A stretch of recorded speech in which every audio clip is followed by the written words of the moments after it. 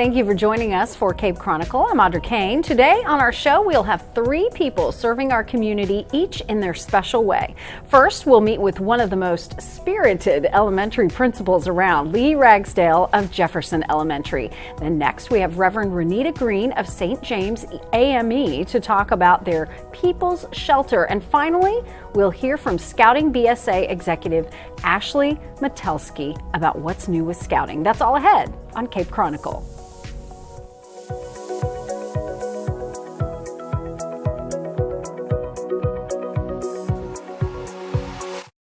I've been delivering Meals on Wheels to Leon for 13 years. It's always a pleasure to see you. Leon has definitely inspired me to put more into my relationships. He really cared for his wife, who was ailing for quite a while, in such a touching way that inspired me to be a better person. Drop off a warm meal and get more than you expect.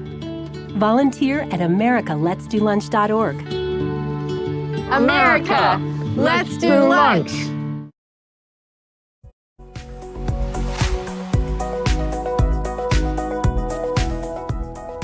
Welcome to Cape Chronicle. I'm Audra Kane. Jefferson Elementary Principal Lee Ragsdale is here, and we are glad to have you. Welcome.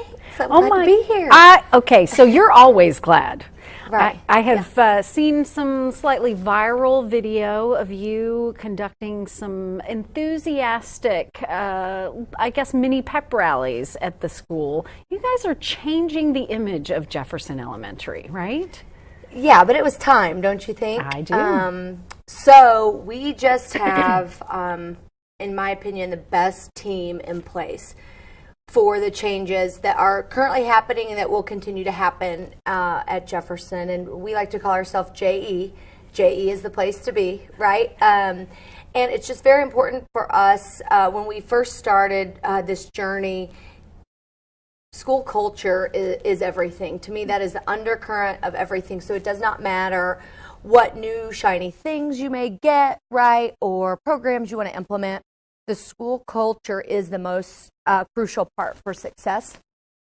So something that we did as soon as we started was just the cosmetic things that we could do within the building. Mm-hmm. So that meant we were power washing bathrooms. We redid, put positive sayings all over the stalls. There was like tape in the hallways for kids to walk on. We ripped that up and put like a flow of traffic with positive affirmations every so many feet.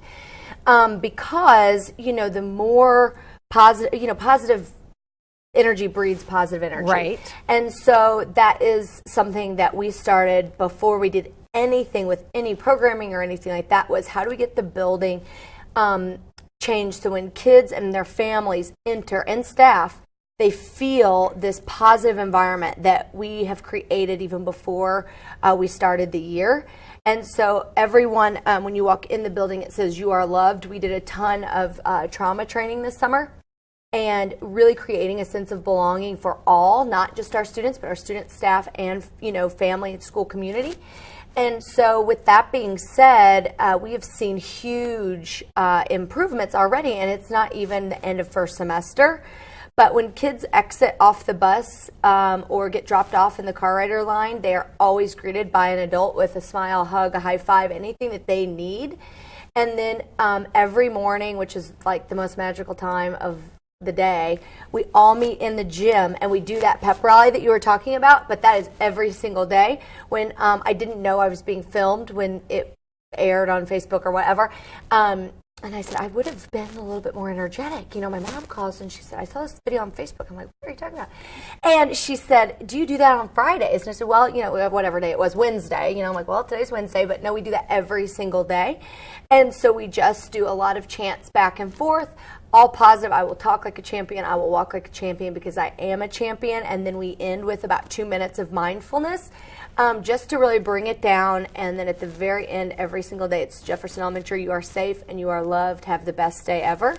And so that is how we start our day. It's a common message. Every teacher and staff member that are in the gym with us say it too. So it's not a time that teachers are taking lunch count or attendance. I mean, it is a dedicated 10 minutes to this is how we will start our day every single day. And not just that, but a lot of things we're doing have really made some huge changes as far as just our data goes. Our attendance is above our district average. Like we just ran our attendance, our 90-90 data. We were at 92.3. That's huge. That's fantastic, yeah. Last Monday, Tuesday, and Wednesday, I think all 3 days. One day we had 2 kids out. They both were at the doctor. I mean, we are tracking attendance. Kids want to be at school. Our staff want to be at school. And it's just this magical place that you just want to be a part of. And we just keep building upon that. So I'm guessing that you're hearing about it from parents. Parent-teacher nights, conferences, things like that are probably very different than they may have been in the past. So something that's very crucial to me is the vocabulary that we use. So in the summer, actually Kelly Branch is here. She did, when she was at the middle school, home visits in the summer to meet her class. And then I was at Franklin last year, and she said, well, you should do this. So I said, okay. So I went and I did kindergarten walkabouts. And what I realized is a lot of our students don't live with what we would consider parent, right? Grandparent, great-grandparent, aunt, uncle. And so we changed our vocabulary to family. So it is no longer parent-teacher conference. It is family conferences. And with that being said, at our family conferences, we had over 94% in attendance in the fall. That speaks volumes, and with that, we've got all of the things, going on at the Aquatic Center. We had over 200 of our family members fill out surveys stressing the importance of it being at Jefferson School. So it's just very important that our voices are heard and that we're asking our community that we serve what their needs are. Something else that we did, most who have a PTO or a PTA, we changed it to FCTO. That is Family Community Teacher Organization. People said, people won't come to that. They never come. It's a TO, Teacher Organization. So I disagree with that. So KB got on the phone. Amber Walker got on the phone. We were in the pickup line, hustling out half sheets. And a parent that is also works at JE said, I'm trying to get off my second job to come tonight. And I said, don't do that. I said, I'll fill you in. And she said, what if you go Facebook Live? I said, I can't believe we didn't think about that, right? So because of her, we were able to we had 56 people in attendance. And so I don't know if you're very familiar with PTO, PTA. That's really odd to have that many people. We had 56 people in attendance and over 1,000 views on Facebook. That's fantastic. So we're just really, I always have said, and I continue to say, it takes a village, but it really does. But that village has to incorporate all the stakeholders of the school community, not just the ones who need to be a part of it. So we've really opened our doors for our families to get in. Well, and your enthusiasm is infectious. You have to know that. But I also know that you're doing something even bigger and long-term, changing Jefferson Elementary into what's called a STREAM school. Can you explain what that means? Because people hear about STEM schools. Sure. Science, technology, engineering, mathematics. So yes. What are you doing with Jefferson? STREAM, so it's still the same: science, technology, research, engineering, arts, mathematics. Okay. So it's just you hear a lot of STEAM schools. You don't hear a lot of STREAM schools, but in different parts of the United States, there are STREAM schools that can be kind of flipped for research or reading, especially for our younger guys. And really because they are the technology natives, right? They're able to navigate things faster than us and, find these shortcuts and whatever, but really teaching true, authentic research behind everything that we're doing. And then obviously the arts have to be in there. I'm a huge supporter of the arts, whatever facet that may be, but so many kids are so gifted in the arts that has to be a center focus and entwined in everything that we do.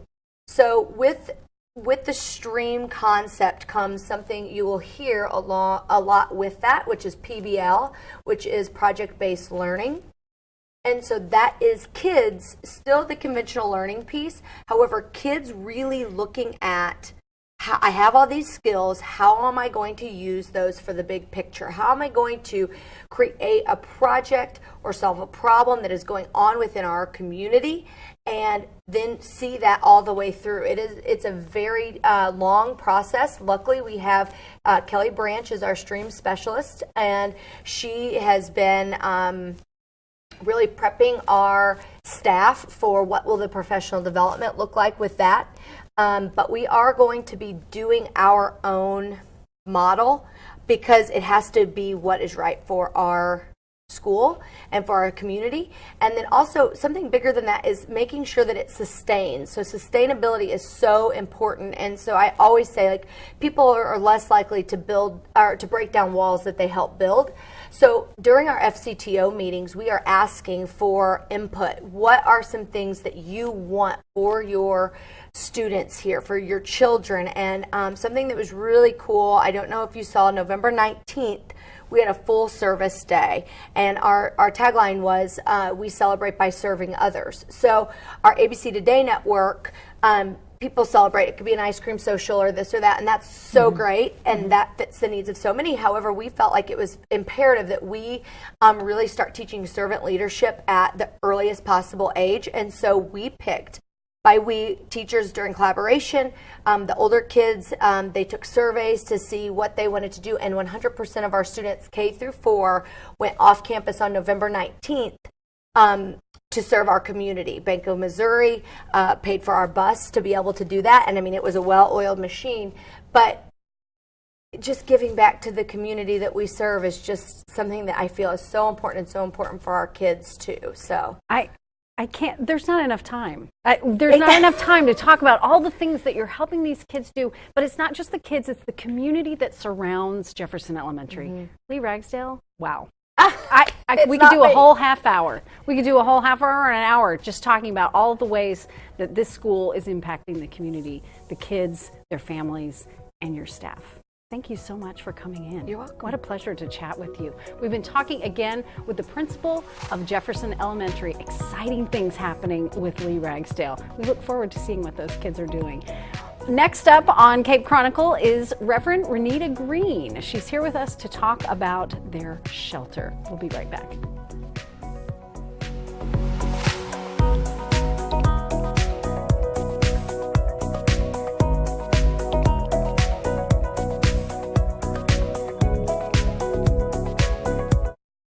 I'm Rudy Tempesta. I'm 92 years old. I fought in World War II. Then I came home, worked for the post office for 70 years. I've been getting Meals on Wheels, and I enjoy it. The most important thing about Meals on Wheels is you meet the people, which to me is fantastic. You need people to keep your brain moving. That's what life is about. It's love and having a conversation with people.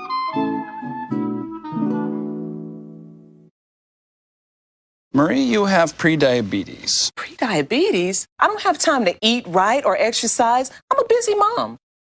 Oh, you're a busy mom. Yeah. This is great news. Busy moms never get prediabetes. Wait, what? Let me just... Yeah, this is all the people at risk for prediabetes. And way over here, busy moms. No? Whew.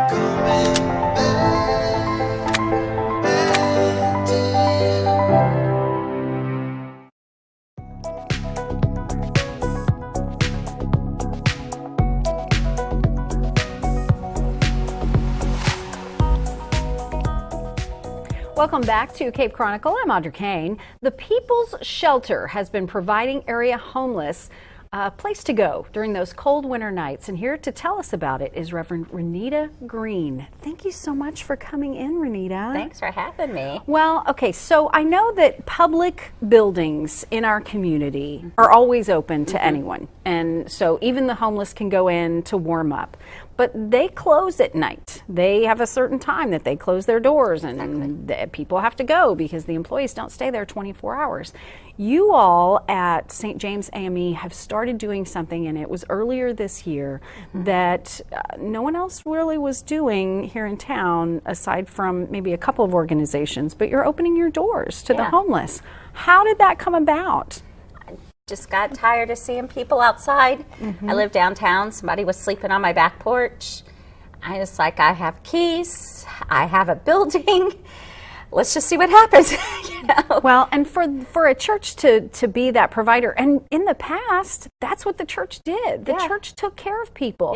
And we still have an organization, the Ministerial Alliance, that helps people out with a variety of things.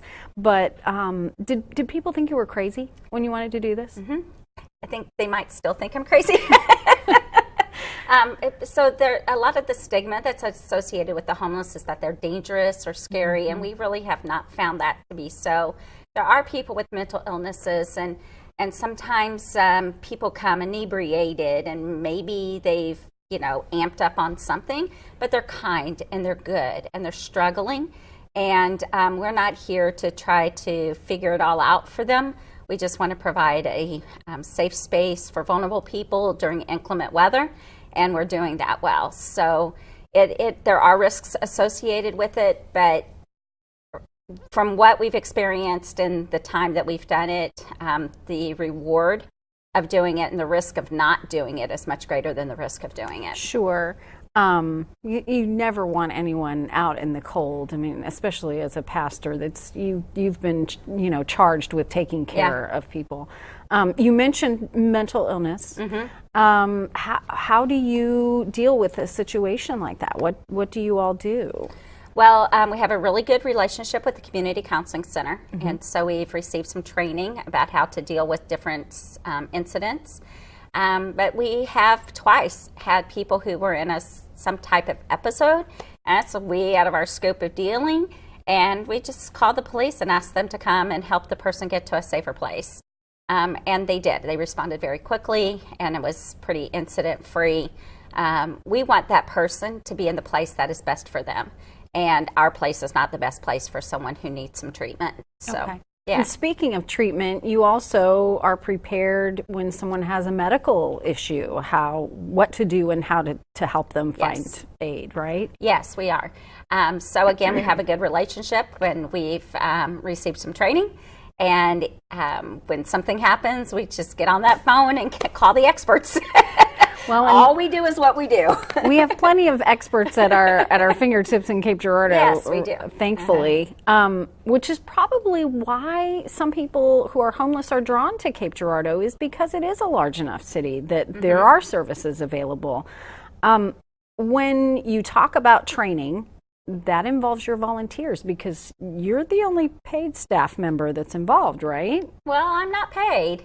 Well, but I mean, like, as a pastor, that I'm not paid for that either. You know what I'm saying? So I'm the regular person. Right. We do have other people. Our lead staff persons have undergone background screenings through our denomination, so we make sure that at least the lead people are kind of good.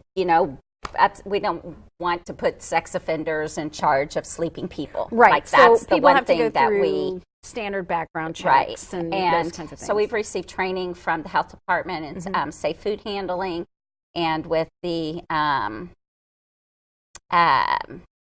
Community Counseling Center with mental health training. And Southeast came and did a hands-only CPR course for us. So we have some basic training. Okay, well, we have a couple of minutes. You're probably still looking for volunteers, right? Okay. Yeah, so people don't have to feel like they have any particular skill set. I mean, really, this is just relationships. So if you come, you can play games, play cards, just chit-chat. The homeless people read the newspaper. The homeless people watch TV, and they like football, and there's a plethora of things to talk about. They play music, and they grab a guitar and pull up the keyboard and do the sing-along. It's really very endearing. There's food preparation, supplies, cleaning. There's all the different ways to engage. They can connect with you, the People's Shelter on Facebook. Yes. And if they want to volunteer or donate, that's how they can connect with you. Yes, that's the best way. way. Yep. St. James AME Church, the home for the People's Shelter. Yes. Renita Green, thank you so much for coming in to chat with us. Thank you for having me. It is a noble cause, and I know that you've taken it up very, very dear to your heart. Thank you. Thank you. Thanks for coming in. That's Renita Green, Reverend Renita Green. After the next break, we'll hear from Shawnee District Executive Ashley Metelsky about what's new with Scouting on Cape Chronicle.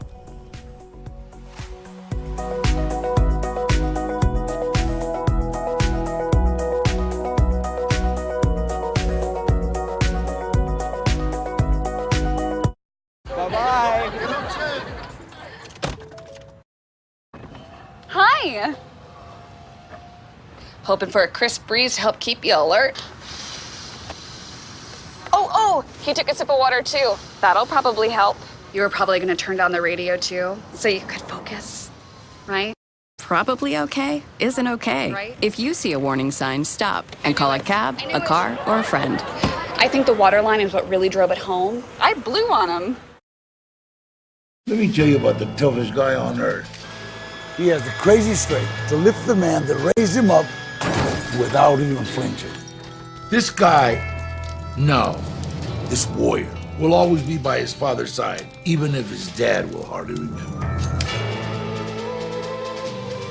If this guy isn't the toughest guy on the planet, then I don't know who is. Caregiving is tougher than tough. Find the care guides you need at aarp.org/caregiving. Being a dad is an adventure full of special moments. A cruise! Surprise! Unexpected moments. I got this. And even awkward moments. Okay, Dad, thank you. But every moment you spend with your kids, even the smallest moments, can make the biggest impact on your child's life. So take a moment to be a dad today.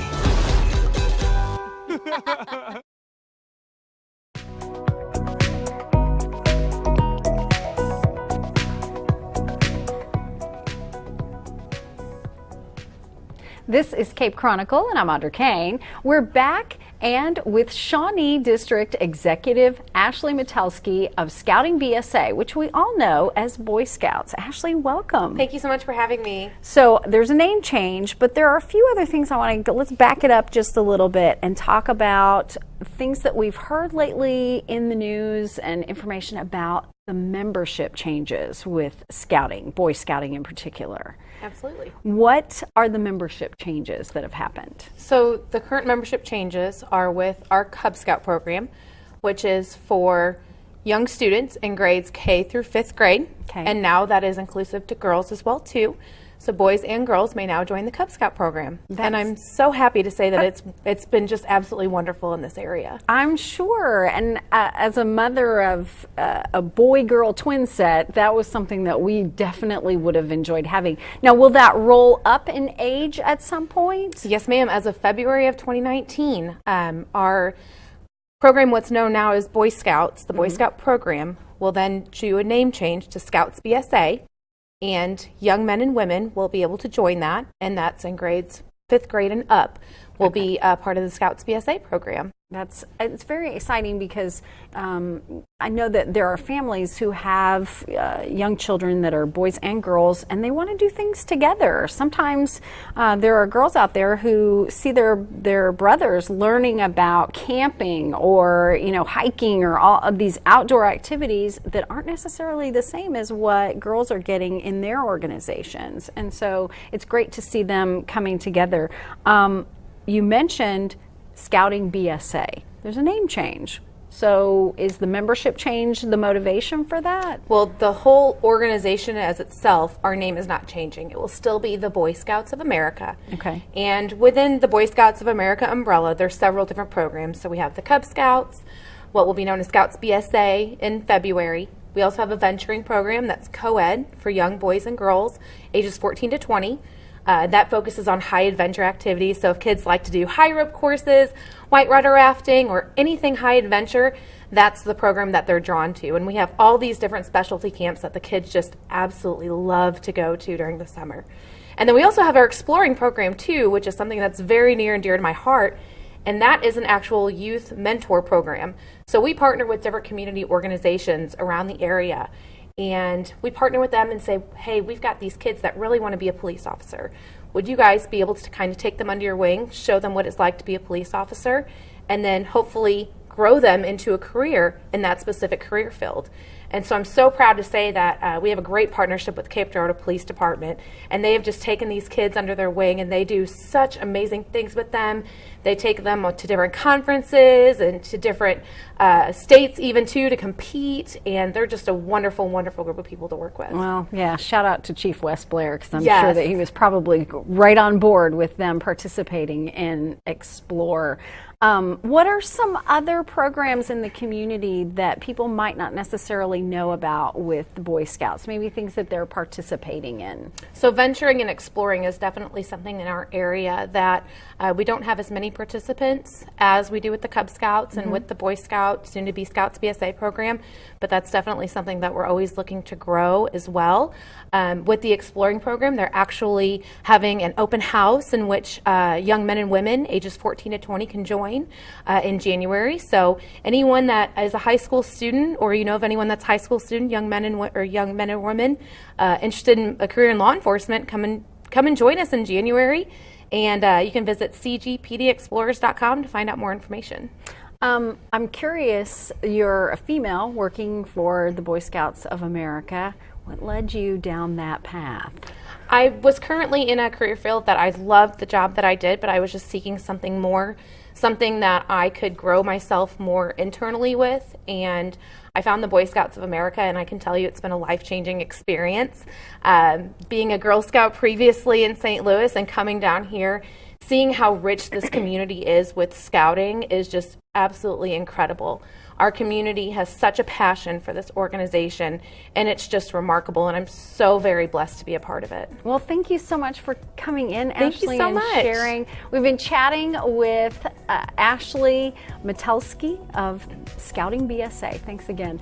We'd like to thank all our guests for taking time to share with us, and thank you for joining us today on Cape Chronicle. The program is a collaboration between the Department of Mass Media at Southeast Missouri State University and the City of Cape Girardeau. Our producer is Nicolette Brennan. Our executive producer is Dr. Jim Dufek. I'm Audra Kane. We'll see you next time on Cape Chronicle.